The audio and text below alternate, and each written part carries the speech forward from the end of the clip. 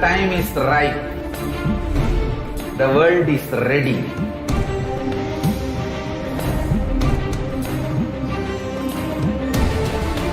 You are going to experience literally Paramashiva.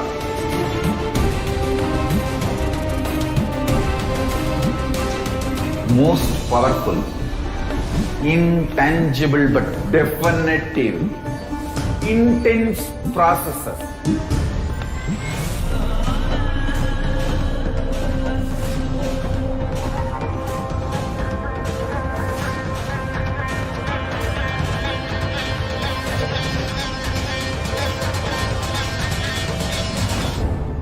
This is the most powerful spiritual nuclear explosion, the strong force of Kailasa landing on planet Earth directly.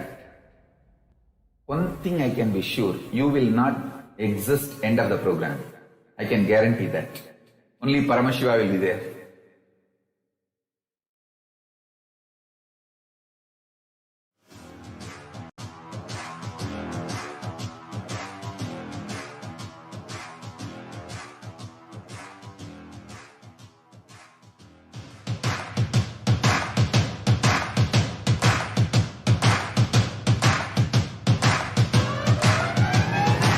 I welcome all of you, the whole world, to come and celebrate, enjoy not only the enlightenment ecosystem, the beauty of how it is getting revived. Be an insider for this great revival process. If you are an insider even for a startup company, you will understand not only the result of the company, even that being an insider is such a joy. Being an insider, when it was happening, is something extraordinary. So, I welcome all of you to come and be part of an insider of this revival of Kailasa, the enlightenment ecosystem, sovereign order of Kailasa, Kailasa nation itself. I request and welcome, invite all of you to become Kailasian, get your free e-passport and make billions receive this free e-passport.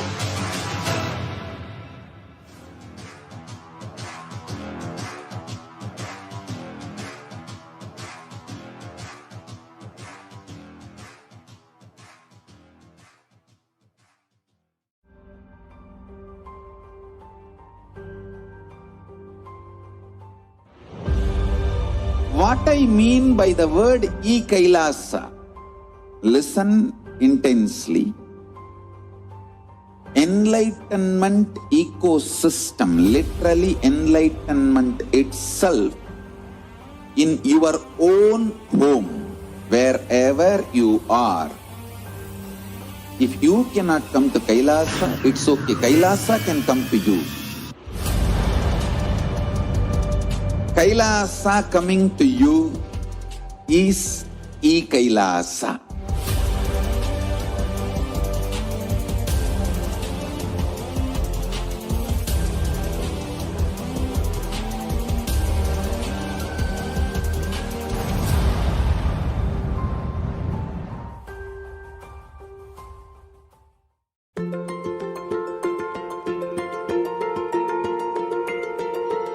Kailasa is the totality of the knowledge I received from my gurus and practice manifested in my life, perfected by teaching millions of people from all cultures, time zones, backgrounds, genders, nationality, race, from every creed.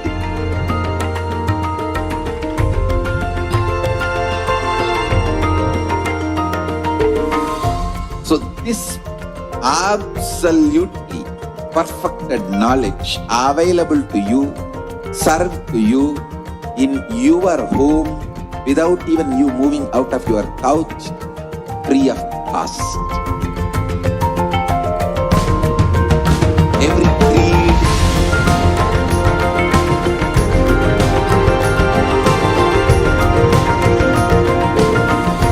so this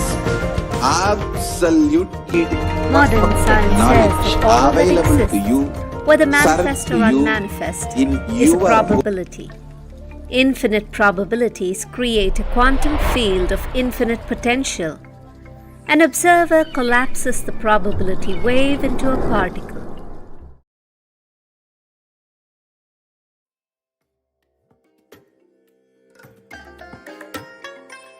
I bless you all.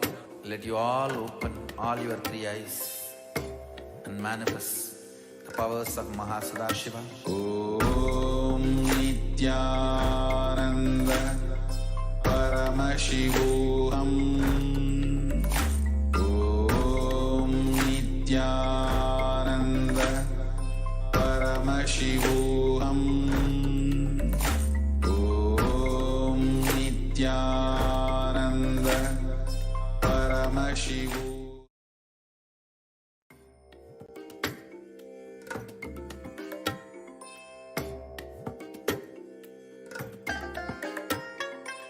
I bless you all. Let you all open all your three eyes and manifest the powers of Mahasadashiva. Om Nithyananda Paramashivoham.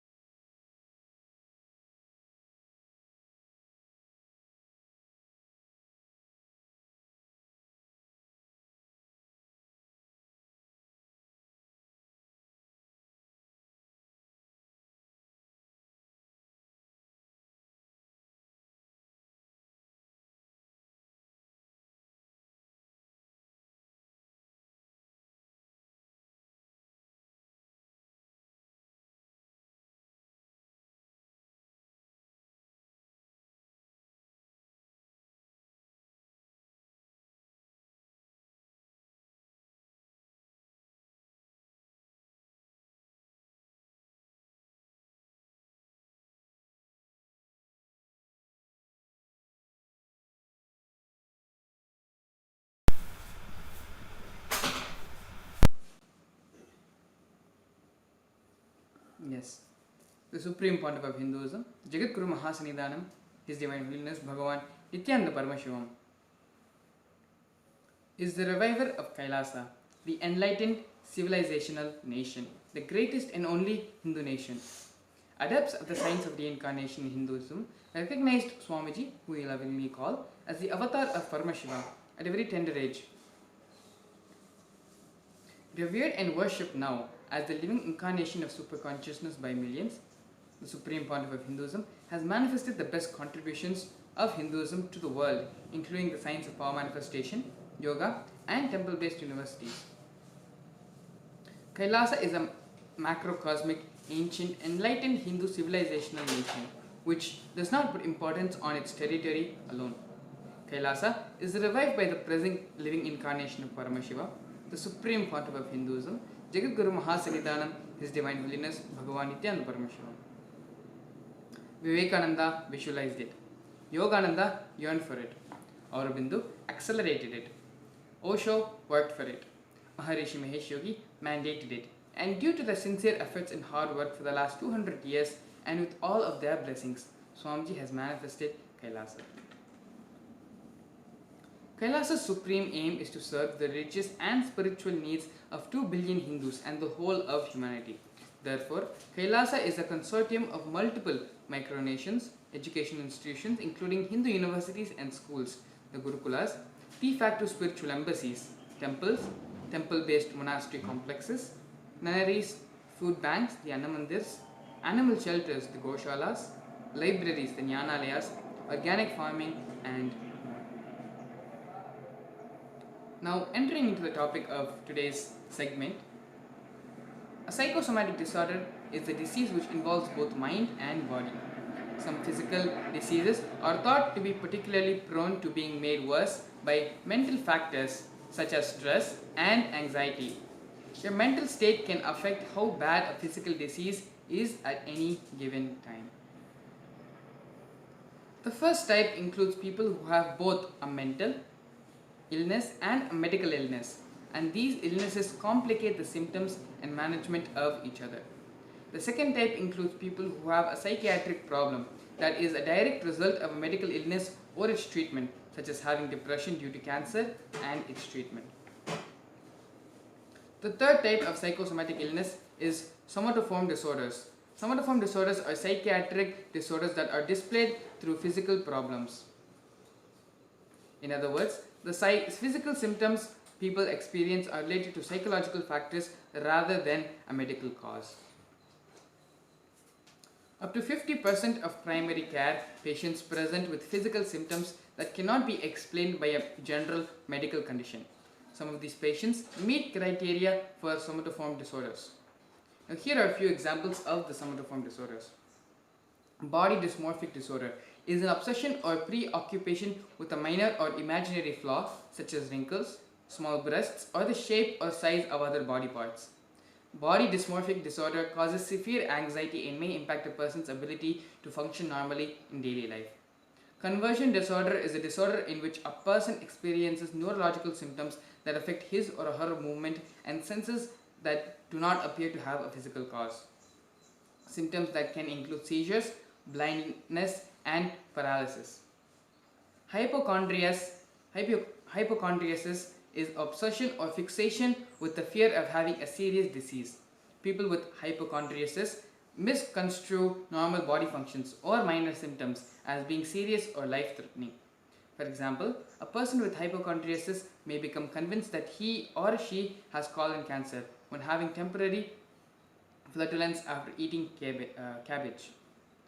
Somatization disorder is a disorder in which a person experiences physical complaints such as headaches, diarrhea, or premature ejaculation that do not have a physical cause. Body dysmorphic disorder affects about 1 in 50 people. In the United States, an estimated 5 million to 10 million people have this condition. It may be even more than this number represents. People with dysmorphic disorder may be reluctant to discuss their symptoms and may not even receive a diagnosis. Lifetime prevalence rates of conversion disorder are between 11 to 30 people per every 100,000 people. 5 to 14% of general hospital patients are diagnosed with conversion disorder. 1 to 3% of outpatient referrals to psychiatrics are diagnosed with conversion disorder. 5 to 25% of psychiatric outpatients are diagnosed with conversion disorder. And here are a list of symptoms, a list of problems people face when they are going through conversion disorders. Those include hallucinations, sleep problems, overactive bladder. All these are problems, all these are disorders, symptoms, something people go through when they are facing conversion disorder. Primary hypochondriasis is at 8.8 to 4.5% in all primary care settings. 10 to 20% of healthy individuals demonstrate different levels of preoccupation with disease. 45% of people without a diagnosis of a major psychiatric disorder have intermittent and substantiated concerns about illness. Psychiatric disorders are very common in the United States. In fact, 1/5 of the American population suffers from some sort of mental disorder during any given year. So this is a statement released by the American Psychiatric Association. In 2019, there were an estimated 51.5 million adults aged 18 or older in the United States with any mental disorder. This number represented 20.6% of all US adults. The prevalence of AMI was higher among females, 24.5%, than males, 16.3%. Young adults aged 18 to 25 years had the highest prevalence of any mental disorder, 29.4%, compared to adults aged 26 to 49 years, again 25.0%, and aged 50 and older, 14.1%. The prevalence of any mental disorder was highest among the adults reporting 2 or more races, 31.7%, followed by white adults. The prevalence of any mental disorder was lowest among Asian adults.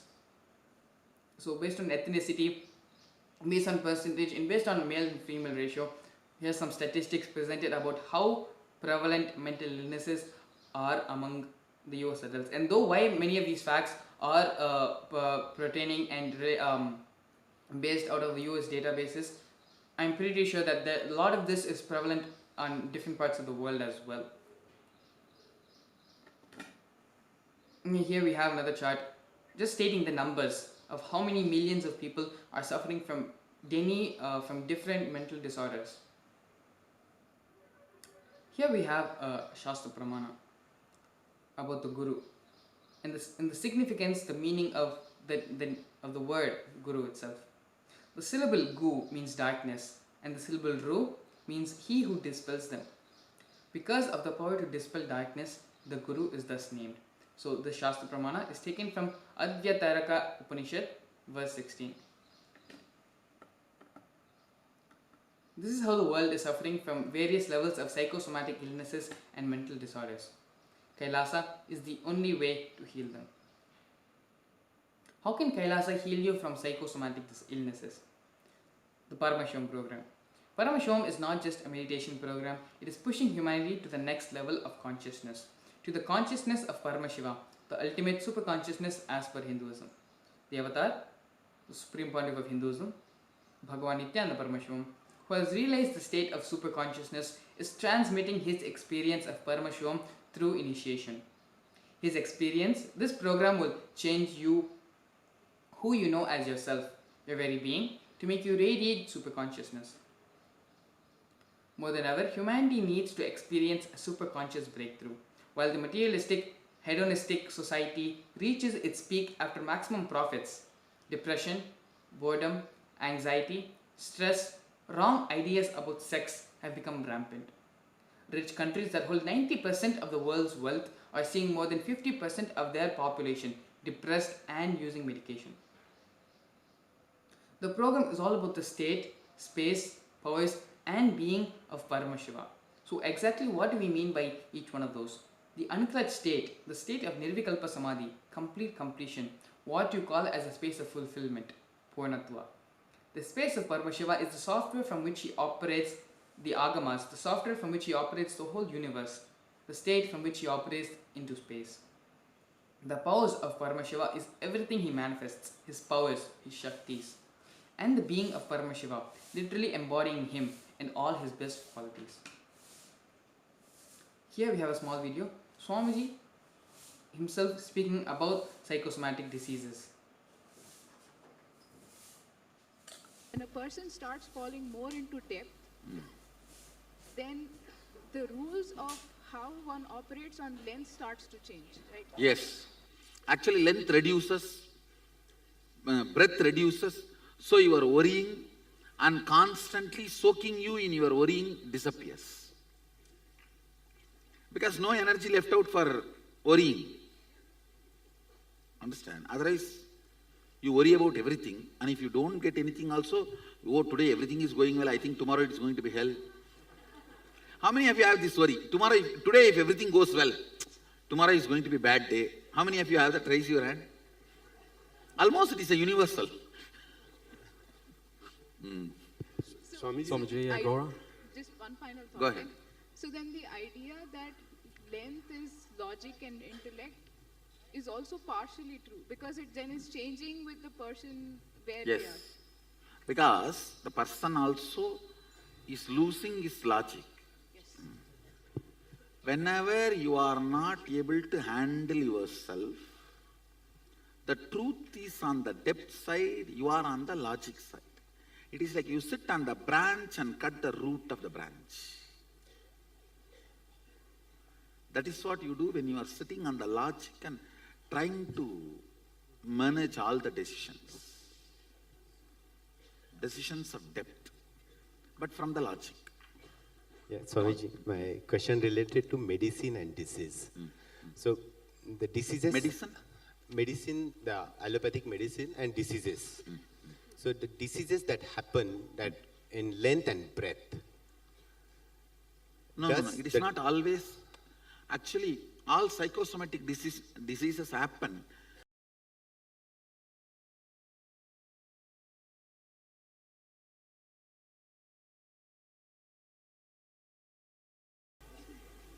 How does the depth of treating... Listen. Psychosomatic disorders, let me talk about that. Starts in depth, manifests in length and breadth. Chemical, which cannot get digested, assimilated into our muscle memory and biomemory, touches only our physical aspect, stops manifestation of symptoms, does not cure the core disease.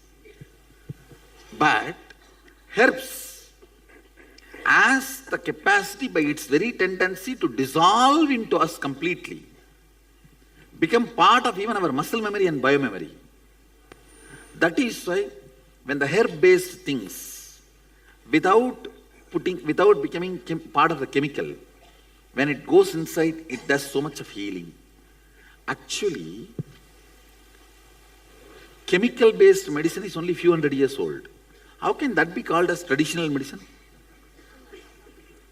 It should be herb-based medicine. True. Does the depth of the patient itself or treating physician, does it affect the effects of... The treating physician does not directly affect, but your biomemory or the best wishes, your energy can affect independent of the medication you provide. Okay, got it. Thank you. And the feeling connection of the patient with the doctor makes the depth of placebo effect more. Okay, got it, Swamiji. Placebo is more when the patient has a feeling connection.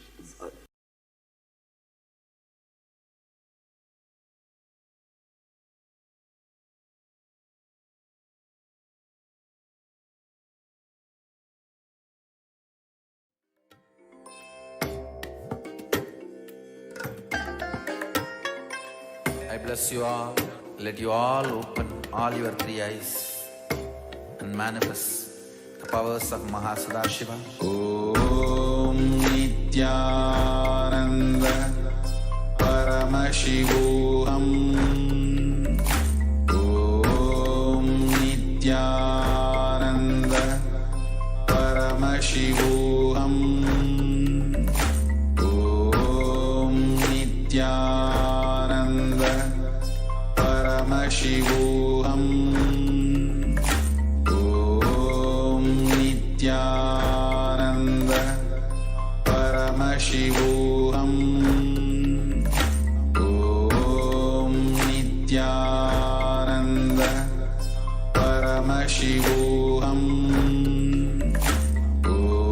Om Nithyananda Paramashivoham. Om Nithyananda Paramashivoham.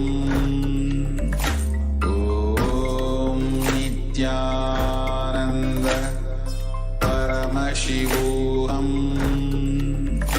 Om Nithyananda Paramashivoham. Om Nithyananda Paramashivoham. Om Nithyananda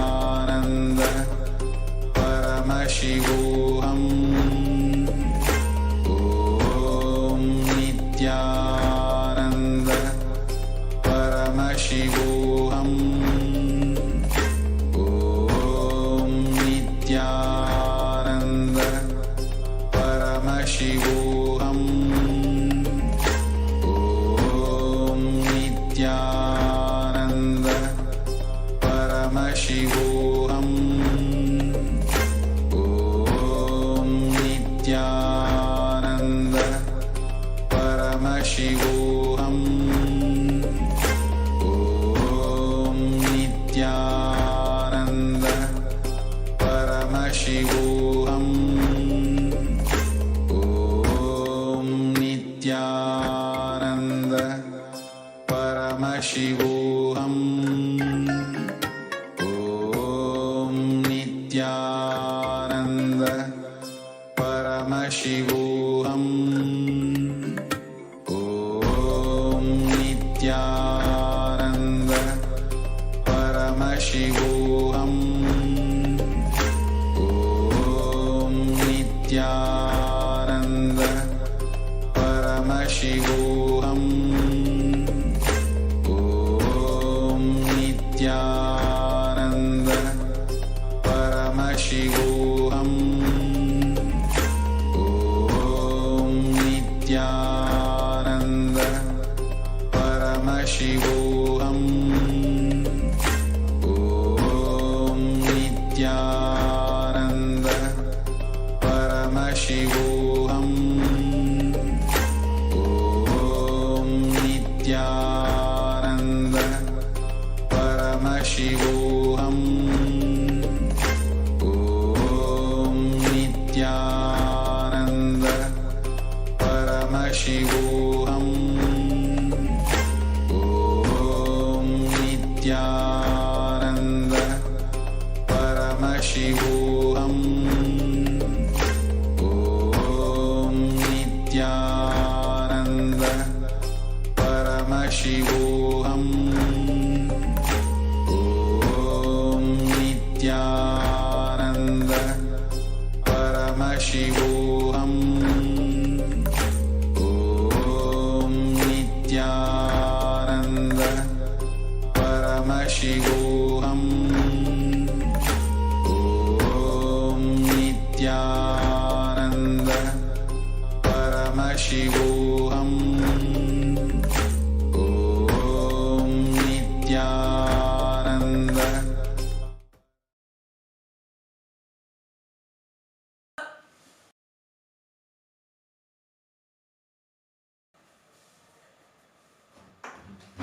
Yes, sorry for the technical glitch.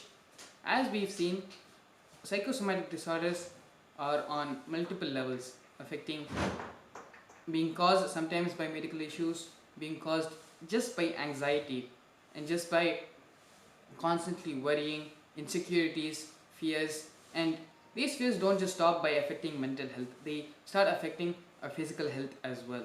And the numbers in which different people are suffering from various different types of psychiatric disorders is astounding, ranging only in millions and only moving faster and faster towards reaching the billion number. So society has become a breeding ground, as we shared in previous segments, where it is only breeding and helping more and more for these diseases to become more and more of a mainstream lifestyle, more and more getting people addicted to pills, people seeing therapies and going to different solutions, different ways to come out of these psychiatric illnesses and psychiatric disorders. So before I continue any further, along with me I have a few devotees joining us from various different parts of the world. I have Sri Nitya Ashtoshananda joining us from Toronto, Canada, and we also have Mulyaya joining us from Chennai, India. Thank you both so much for coming today and being a part of today's segment. So before we continue any further, why don't you both go ahead and give a brief introduction about yourself, and then we can move on from there. Mulyaya, you can go ahead and introduce yourself for all of us. Please go ahead. Thank you, Maharaj. This is Murli from Chennai, India. I've been with Swamiji from 2013. I had come to Swamiji to attend one Inner Awakening program. This Inner Awakening actually is a 21-day meditation program that Swamiji used to organize back to back throughout the year those days. It was back then. When I actually came to him, I was totally very different person, I should say, because I was very self-assured. I was too egoistic. I was very clear that I know everything. I'm very biasless at judging people, judging situations, and nothing can ever topple me. And it was always the other person who's at fault. And this Inner Awakening program introduced a new dimension, a totally new set of things to me. So since then, a lot of cognitions about life, a lot of cognitions about many people have changed. A lot of cognitions have deepened, broadened. And now the way I'm looking at life is way different from how it was. And I'm not able to imagine how I was thinking about myself like that in those days. It was such a wonderful journey from then with Swamiji in life so far. Not just cognitive shifts, even a lot of physical miracles have happened, which I would have thought initially was just pure coincidence or some what me being unaware of something happened. I wouldn't even have explained it with my previous cognition. So a lot of nice things have happened. A lot of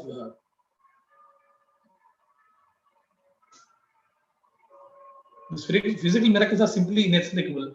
One has to just be as a part of that to enjoy it.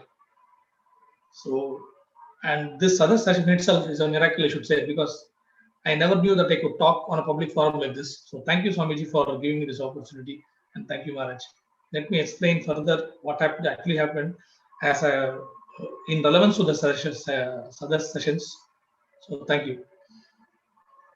Yes, thank you so much, Aya, for coming today, being a part of today's segment of the Nithyananda Satsang. Thank you so much, Aya. Ashutosh, you can go ahead next and give a brief introduction about yourself. Please go ahead. Yes, thank you, Maharaj. My name is Nithyananda, born Canada, Montreal, Canada. I was raised as a Catholic, and I stopped following spirituality and religion during my teenagehood. And it's only later, around 18 years old, that I reconnected to Buddhism, and from there moved towards Hinduism slowly.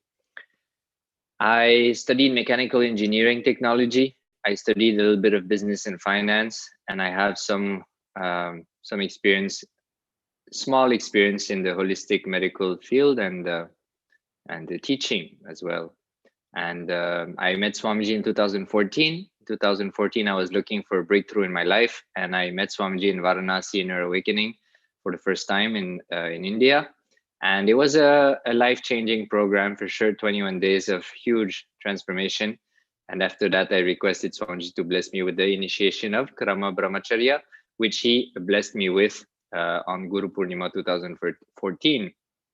And since then, been with Swamiji, been with the Sangha, and on this amazing journey of reviving Sanatana Hindu Dharma along with, the incarnation of Paramashiva. So I'm very happy to be here today.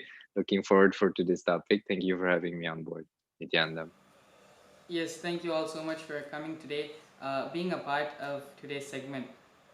So just to give a little bit more context about the topic we're discussing today, psychosomatic disorders, where the mind makes the disease. So previously we've gone over a lot of facts of how psychosomatic disorders are the different. Actually, we started with the different types of psychosomatic disorders, how it is affecting society, how the numbers are it's already in hundreds and millions of numbers of people suffering from psychosomatic disorders, and this is in the US alone. So not even considering the rest of the globe, considering only the statistics which we taken from the United States alone, the numbers are in millions. So take the whole globe numbers together, we are looking at almost a billion population suffering from psychosomatic disorders. And the funny thing about psychosomatic disorders is not all of them return or related to a medical issue. Many of these disorders are just simply created by the mind. Either it's a medical issue which causes the mental disorder, or it starts off as a mental issue, something which which grows after so many years of insecurity and anxiety, and then in the end becomes a medical issue as well. So there are also different types of psychosomatic disorders, and fundamentally the whole thing is very psychosomatic, just to put it, where it is fundamentally just it is just playing around in the mind, and the mind leads to body symptoms lead to symptoms in the mind, and so on. So the questions which we are being faced with today is how the psychosomatic disorders come into formation. How is society being a breeding ground? Yes, in the previous segment we looked at how society is being a breeding ground for depression. So depression is just one of the many psychosomatic disorders which we are facing with. And so this is pretty much a continuation of the previous topic which we had discussed about how depression and anxiety and stress, we're actually looking a little bit more, not just to depression, but giving a little bit more broader aspect, different types of disorders which we had gone through, bipolar, and there's too many to even name. So coming back to all of them, how is society being a breeding ground? How is it exactly why so many psychosomatic disorders are are formed? Because we do not get any reference for these kind of disorders in our Vedas, in our Agamas, in our Upanishads, in ancient India, because all these fundamentally did not even exist. Yes, mental disorders, they would have been there here and there, but not at the scale at which we are seeing today in today's society. I'm sure even for bipolar, we do not have a scientific reference. We do not have anywhere any reference of so many psychosomatic disorders, so many mental illnesses. So what is the fundamental factor, the primary factor of how so much of problems, mental and physical problems, are being generated in today's society? What is it in today's society which is generating so many of these psychosomatic disorders, so many of these problems? Yes, my initial take on today's topic. Swamiji's been talking in the last few satsangs about probabilities and possibilities, and the way it clicks with me regarding to this topic is the problem is that society and humanity today is probability oriented. And the way it clicks with me, probability, Swamiji says probability is from the mind. It's from the space of mind. And the issue that I see with probabilities is that probabilities means it reinforces the pattern of ups and downs. The up and down pattern is being strengthened, and the mind exists only with this. Is basically the fundamental pattern of the mind is this oscillation between highs and lows. This is how mind continues to be experienced, because of highs and lows. But when you start to experience the Paramashiva component of you, when you start to experience yourself as Paramashiva more and more, you start to root yourself, you start to get rooted in that experience, and you get into that Paramashanta Swarupa space a lot more. And in that space of Paramashanta Swarupa, there's no oscillation. So all these problems which are born out of the mind naturally will be constantly strengthened in today's world, because today's world is only there to, it does not attend to the pattern of ups and downs. It is just desperately working to keep you high, without understanding that it's impossible to keep you high without making you low. At the same intensity at which you go up, with the same intensity you will go down, as long as you are stuck in that mental pattern. So, all the entertainment and excitement we gets us very high. And then once the whole thing is down, all the hormones are generated in the body. And at some point, the body cannot handle it, because that's not how it's supposed to function. Then it crashes, and then you go to a low. And playing this roller coaster game of ups and downs, all kinds of problems get generated and are experienced by people. So for me, the initial take is this is the issue, and the solution is experiencing the space of Paramashivoham within yourself. And for that, Swamiji and Kailasa, this is the aim of Swamiji and Kailasa. So that will be my initial take. Yes, thank you so much, Ashutoshanda. Mulya, why don't you go ahead and share your initial take on why psychosomatic disorders, how they have emerged from modern society, how modern society is kind of like a factory for more and more psychosomatic disorders to continuously get formed and infecting everyone. See, my initial take will be like this. We are getting more and more psychotic disorders because we are becoming more and more virtual, materialistic. We are moving away from the human. We don't actually feel anymore. Everything is becoming very plastic. See, when you when somebody when you chat, when you do the Google Hangout, when you chat with somebody, and when somebody says something and you are not happy about it, you actually share immediately an icon that actually shows some grumpy face or something else. But you forget how to do it in real life. You forget how to frown or smile in real life. You are becoming more and more virtual. You are becoming more and more materialistic and away from the human frame, and that is where you start feeling lonely. This is one dimension. Another dimension is, I will say that we are becoming more and more competitive. Vedic civilization, the Vedic way of life was never meant to be competitive. It was never meant to make people live a competitive life, but everybody was aimed at, the journey was aimed at enlightenment. That is not there. That is, I think, the reason for all this so-called psychotic disorders. And we have actually thrown ourselves into such a mess that we have enmeshed ourselves into so many entanglements here and there that we don't even realize this. We are so much into this lot of competitive way of thinking and the material way of living that we don't know where to start, and we don't even realize that we are in this mess now. So we actually have to, we are in a situation where we have to just break open all these things and start looking at life in a new way if we want to move out of this psychotic disorders and other psychological disorders. Because the whole thing can never be mapped on to the present way of understanding of what psychotic disorders are. As Maharaj had shared, these don't find any mention in the Vedic texts, in our scriptures, because that way of life they could never imagine something like this happening for humanity. So we have to just break open all this and just look at life itself in a new way. This is my initial take. Then a little further, then I can extend to what Swamiji shared in the satsang and Shah had just shared in his initial take. Like, we are looking at life more as probability and all that, and we have to move into the space of possibility. Means we see Hinduism, when we say it's a higher science. Swamiji often says Hinduism is a higher science. Means what? You know, you are able to define everything. You know how things go on. There's nothing like probability. You want it, you get it. That's what is possibility.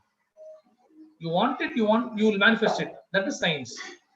So we are Hindus are trying to make science out of life itself.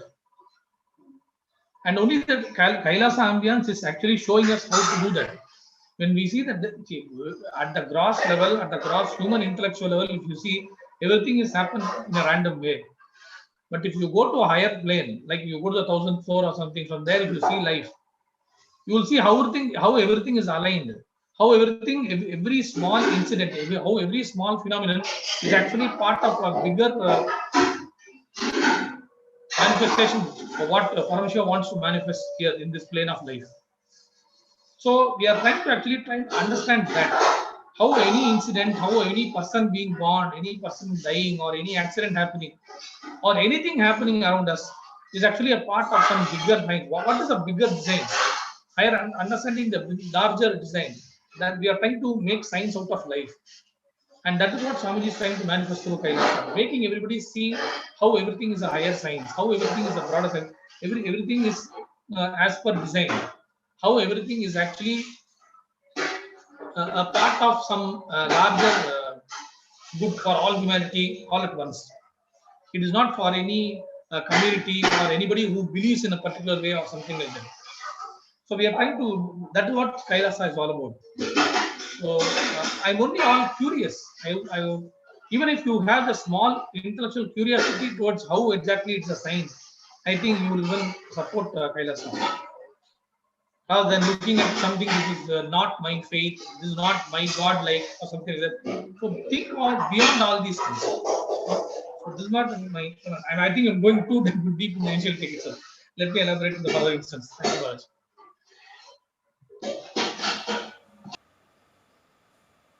Yes, sir, yeah. Thank you so much. So another thing which actually I wanted to use this opportunity to address is why psychosomatic disorders not only are they being grown and because of various ways. For the past couple of days, I have been very insistent on sharing a point about how dysfunctional society is, and a lot of the problems which you are facing, be it in the education industry, which teens, kids, youngsters are facing in terms of trying to get a profession in life, trying to find their future in life. Number one. Number two is people in their relationships, be it at work, be it at home, be it when they're trying to socialize, the problems they are facing, and the problems which you are facing with the drug and the food industry. How one side is poisoning you and keeping you addicted, keeping you to continuously take that poison in, and the other side, the people who are supposed to heal you, people who are supposed to protect you and make sure that you are healthy, they also continue to keep you sick, keep you barely alive just enough so that you can consume their medicine, alive just enough so that you can be one of their customers, be under their control. And another big fundamental problem is the destruction which is happening to Hinduism, to Sanatana Hindu Dharma. So in all of these various different levels of problems, the fundamental root cause is the society, then society and the dysfunctional way society has been developed, it has been planned, it has been created. If you take back and look at our Varnashrama Dharma, or the way the government was administered and managed, the way the king ruled, if you just take all our ancient scriptures, the ancient ways when how government administration and how society was designed, it was designed in such a way to avoid such problems. Doctors were paid only when their patients were healthy. Work and life balance. Swamiji beautifully shared that in those days the working hours itself were only 4 to 5 hours.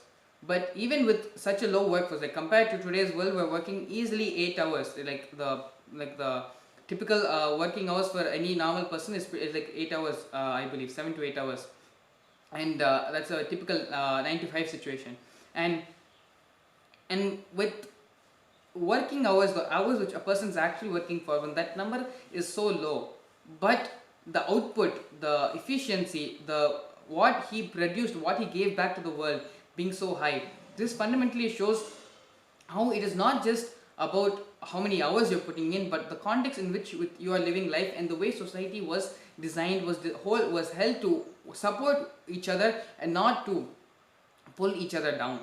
Whole society is beautifully back up. So that is where the Varna Ashrama Dharma system, the caste system, the Jati system, everything was designed in that way to withhold and keep the society as a whole functioning as a unit together. Not like the dysfunctional society which we are living in today's world. And it is fundamentally because the way society is functioned, the way society is designed to run as of this moment, that is the root cause of not just psychosomatic, how dysfunctional society is.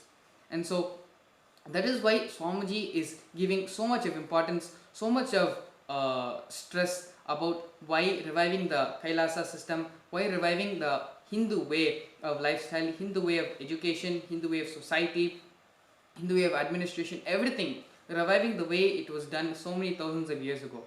As Swamiji said, we do not need people to reform us, we need to be revivers, revive what has already had been lost, what has been gone and which has faded into the past so many thousands of years ago. It is for that purpose the creation of the Kailasa nation, it is for that purpose the Kailasa ecosystems all around the world. Fundamentally, whether to solve psychosomatic disorders or to solve teen suicides because of the peer pressure and because of overbearing of the education and the educational institutions, it is fundamentally, if we bring back the Kailasa lifestyle, we are pretty much solving 99.999% of all the problems in the world. And the remaining 1% will just simply be solved when all the other problems get solved. So this is just fundamentally a reason. Every single day we are just going through the different problems which society is facing. But the solution for all of these problems is the one and all solution: reviving the Kailasa nation. And as why Kailasa nation may look like a big thing, you're creating a whole country by yourself. You're pretty much trying to do something which is impossible. And like how when we speak about the Hindu temples and about secularism in India, we are seeing how brutally Hinduism is being attacked in all different dimensions, and how the preference is given, why only Hindus are being attacked, and why there's not even a finger laid on any other religion or any other sampradaya within the country, and why how pseudo secularism is formed within India. So with Hinduism going through so much of attack and with so much of problems on the other side of the world being faced, Kailasa is needed not just to protect humanity, but it is needed to save the world. And this is an important thing which we should again and again be reiterating. Otherwise people will be thinking, okay, Kailasa is just for Hindus to have a place to live, for Hindus to have the freedom of practicing their religion. Kailasa is much more than that. Without Hinduism, you are going to be suffering from some of the other psychosomatic disorder, some of the other depression or stress or anxiety. Hinduism is needed to protect the world, basically. And without Hinduism, as Swamiji himself has shared multiple times over the past couple of months in the satsangs, without Hinduism, the world doesn't have a future. Especially in the past 2-3 days satsang, he has been very again and again telling how the Hindu youth is very much needed if the world wants to see the next 100 years of themselves living on this planet. So this is just one of the, whatever the cause may be of psychosomatic disorders or depression or problems which we face in the education institution, Swami is giving the one and all solution and literally bulldozing all these problems which are being faced by modern society by reviving the Kailasa nation.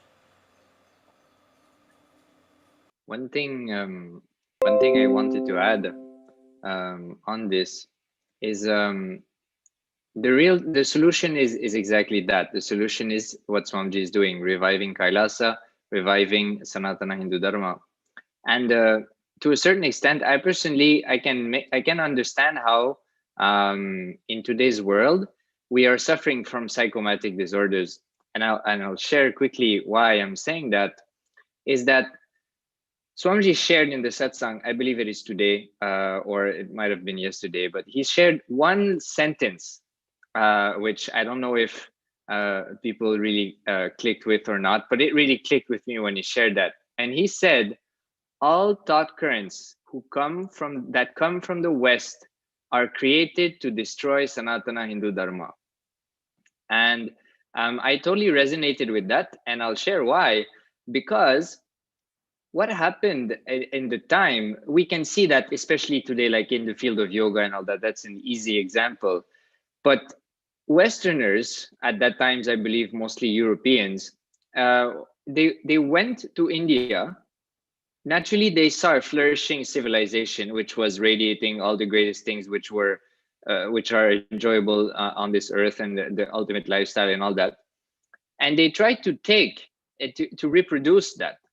But there's one thing they were not willing to go towards, and they were not interested to go all the way to, and that is surrendering to the Guru. They were not interested in the Guru-disciple relationship, but they were interested in everything that was produced from the tradition, which is Guru-disciple relationship based. So the problem is that if you do not want you want everything but the Guru, then the ego will always remain. And the ego is rooted in the mind. So the West, they took whatever they could understand, but they could never get to the depth because they were never willing to drop their minds. They were not willing to drop their egos for the realization of Paramashivoham to happen in them. So when they went back and created the world that we live in today, they created it from that space. Another example is how I believe is Jung, who almost went to Ramana Maharshi, right? But he didn't. At the last minute, he went back because he knew that if he was going to meet Ramana Maharshi, all of his life's work would have been would have been wasted, and he would have, reinvented himself, something that he was not willing to do. So if the civilization we live in today is created from that space, from a space of someone who wants to experience things and get the best of life, but is not willing to go through the experience of dropping the mind and experiencing the oneness with the Guru, then naturally the problems of the mind are going to be there, because mind is the blind spot. Mind is the only thing they were not willing to drop, So I feel that this is what happens. They took the form of, for instance, yoga, they reproduced it, but they made it, fitness, and it got diluted further and further. And now you can see stuff like beer yoga and stuff like that, which is completely ridiculous. But so this is why I feel this is why we're facing the psychosomatic problems today, because we are living in a society which was created by a mind. It was not created from a space of restful awareness. So naturally, the society cannot be successful and cannot be sustained, because mind is not sustainable and it's not stable. So this is one of the main reasons why when Swamiji says, Sanatana thought currents coming from the West destroy Sanatana Hindu Dharma. Yeah, because they are not, the thought currents that come from the West do not support the guru-disciple relationship. And that is why the mind remains alive. And that is why problems of the mind are flourishing.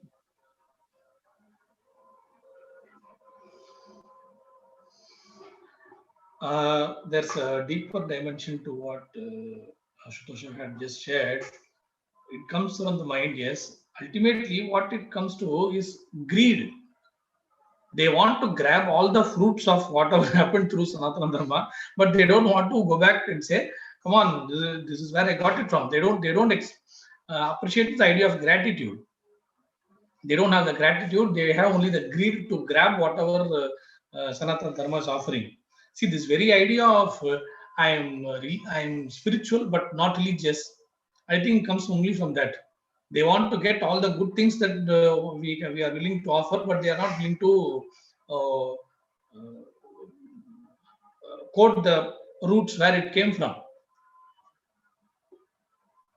It is a greed that is driving all these phenomena, is what I will say.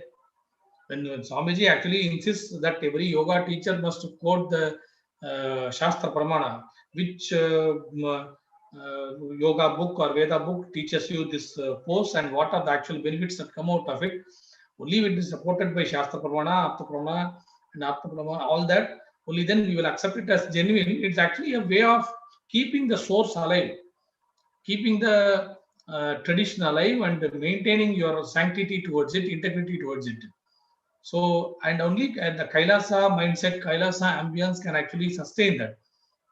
Otherwise, these anti-Hindu elements are they are even while Swamiji is doing such a nice thing as keeping the source of things alive, they are very conveniently usurping everything and saying that it is all scientific and there is no. And one thing they will always say, where is the word Hindu mentioned in any of these texts? For them, everything should be quoted in the text. For them, everything should be in the book like that. Otherwise, they will not even take it. So when greed is ruling the day, when greed and grabbing and non-integrity and non-ingratitude is ruling the day, it is best to actually have a source to stand up and say that, no, you took everything from here. Here is where the ultimate source is. Here is where the ultimate reference is. It is this that got diluted into whatever you are now sharing, whatever you are so-called scientifically offering to the world. There needs to be an ambience which says that. So I think Swamiji is making that statement through Kailasa for that. So for that purpose, I think we do need this Kailasa ambience, and it's not about identity. It's not about identity. The thing is, you don't know what parameter will get diluted in what way, will get distracted in what way over the times, and ultimately the whole thing, the humanity itself will lose. So that's what Swamiji says. Like, he is not after claiming that it is from my scripture. That's not the intention. That's not the purpose. The purpose is you have to maintain all the parameters that are needed to actually manifest that good for the humanity. And only when you retain all that, you will even know where exactly we are lacking if some benefit is not happening. See, one of my friends who I always talk about who got converted away from Hinduism, he says, like, see, he's a diabetic right from when he was in the 5th grade. When we were in the 5th grade, from then on, he's a diabetic. And he tells me, like, I don't know how far it is true because I don't believe this. He tells me that our school teacher actually taught him a lot of yoga poses and it has not worked on him at all. Can that be even like that? Can something like that also be there? I don't know. See, maybe he did not mean it properly, or maybe the yoga teacher did not teach him sincerely. I don't know what. But where exactly we are lacking, we will know how exactly it did not work on his body. We will know only when we have the sacred, sanctified scriptures in place to refer, go back and refer to see where exactly the teacher did not teach properly or what he did not implement properly so that his diabetes did not get healed. So for that purpose, I think we need to, and that is how things are multiplying. See, now today he is telling me, when I go and talk to him, he says, I don't understand. In the name of spirituality, you're talking something totally outer. O-U-T-R-E. He's saying you're saying something totally out. I don't understand where you're coming from. I don't understand what you're telling me. Now, how is that happening? So if you had been with the Guru, if you had maintained the scriptures well, if that ambience had survived, when sanctity maintained, this would not have happened. The consciousness would have been still there, and you would realize that okay, only this person who taught me was not proper. It was I who did not practice this properly. I did not do the yoga at the right time of the day. Something that the source of the problem would have been found out properly. But what he is now telling me, he is now telling me I don't want Hinduism itself. That is not the thing. So you should know to identify the root of the problem. And that can happen only when the source is kept alive, the source is kept in its fullest glory, in its largest glory, in its highest sanctity. And I think only Kailasa ambience can provide that for humanity. And thanks to Swamiji for reviving that and taking all out efforts to maintain that. So thanks to Swamiji. And thanks, Maharaj, for giving this opportunity. Yes, yeah. Actually, one of the best ways, when we are speaking about Kailasa, the revival of Kailasa nation, we are speaking about how it is only Hinduism which is the future, towards getting the science out of the world, towards helping everyone understand why Kailasa is needed, why Hinduism especially is needed. Because one statement which again and again we are making is, without Hinduism, there is no future for humanity. Without Hinduism, be it for Hindus or be it for the rest of the world, everyone is going to be in a lot of problems if Hinduism does not become a mainstream lifestyle. So those of you who feel like you need to give Hinduism a try, you need to see what is all this talk, what are they all talking about, why are they continuously saying that without Hinduism you are not going to be able to have a future, not for yourself but even your next generation is not going to have a future. The whole world will not have a future without Hinduism. This answer can only be experientially understood when you start living Hinduism, when you have the correct orientation into Hinduism. And the best means of doing that is to attend the Paramashivoham program. Paramashivoham program is, as we had gone over in the beginning of this segment, is a program to give you a super conscious breakthrough, a program to show you not just show you all the problems which are happening in your life. First step of finding any solution is to identify the problem. Paramashivoham program helps you to identify all the problems which you are actually facing in your life. Many of the problems which we feel that maybe a fight with our spouse or a strained relationship with our parents or someone else in our life, those are not the source of your problem. The source of your problem is something else, but it is manifesting as a problem related with your spouse, or it manifesting as a strained relationship with your parents. And so identifying those problems and giving you a breakthrough and giving completion in those aspects of your life. It is not just to give you an orientation about Hinduism. Giving you the orientation about Hinduism solves all these problems. Because fundamentally everything in Hinduism is designed based on that fundamental principle of Advaita, of oneness. And when that space of Advaita, when that space of oneness is given to you, naturally so many of your problems are solved. So both of them go hand in hand. Getting orientation into Hinduism will solve all your problems, give you a breakthrough in your life, and having a breakthrough in your life will get you correctly oriented into Hinduism.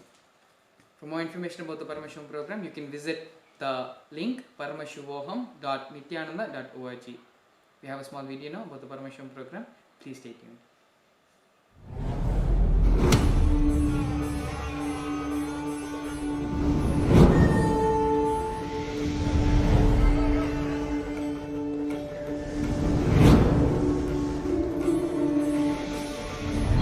The time is ripe. The world is ready.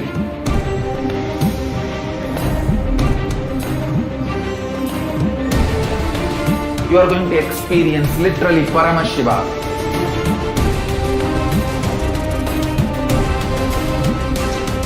Most powerful, intangible but definitive, intense processes.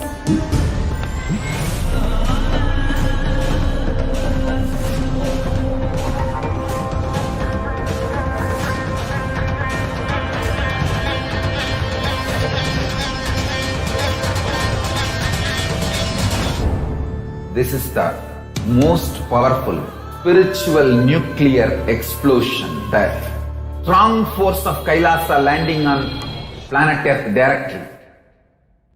One thing I can be sure, you will not exist end of the program. I can guarantee that. Only Paramashiva will be there.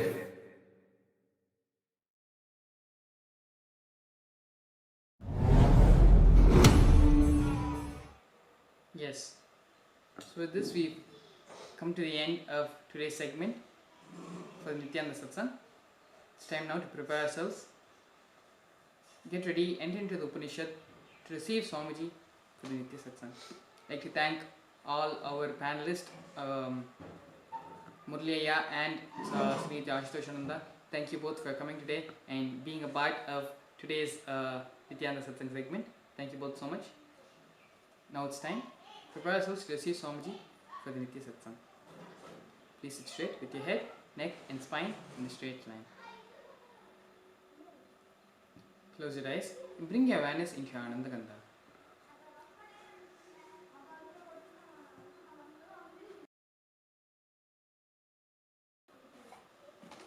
Bring your awareness into your Ananda Gandha. Visualize Swamiji sitting there in your Ananda Gandha as Paramashiva, with the 25 heads and 50 hands. Now, start saying the Mahavakya mantra, Om Nithyananda Paramashivoham, and allow the mantra to reverberate throughout your entire body. Om Nithyananda Paramashivoham. Om Nithyananda Paramashivoham.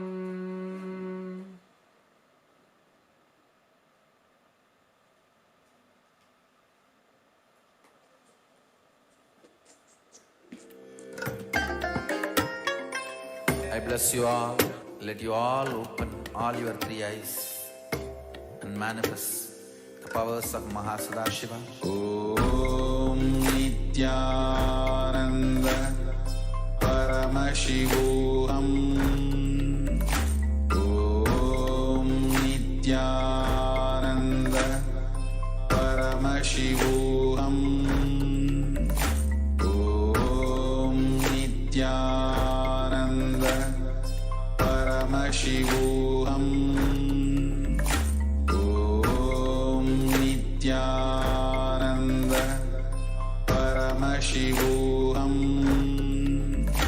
Om Nithyananda Yes, Maharaj. Paramashivoham.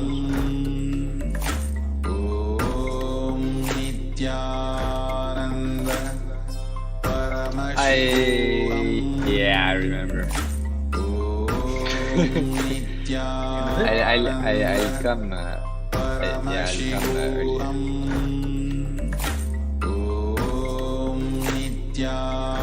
No, I don't, because for some reason I have this memory. The first time we switched, you said like we would start earlier or something to do the Vakata Sarat, but then the next day we started at the same time. So I was left with the same impression, and that's why till today I'm like, oh, no, it's the same time. I don't know why you said we were changing, because we didn't change. So I was left with that, so that's why. But now I'm rewriting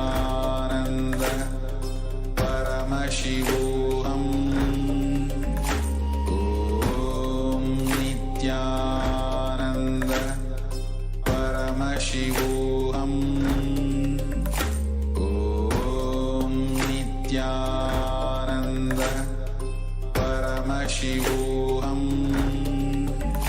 Om Nithyananda Paramashivoham.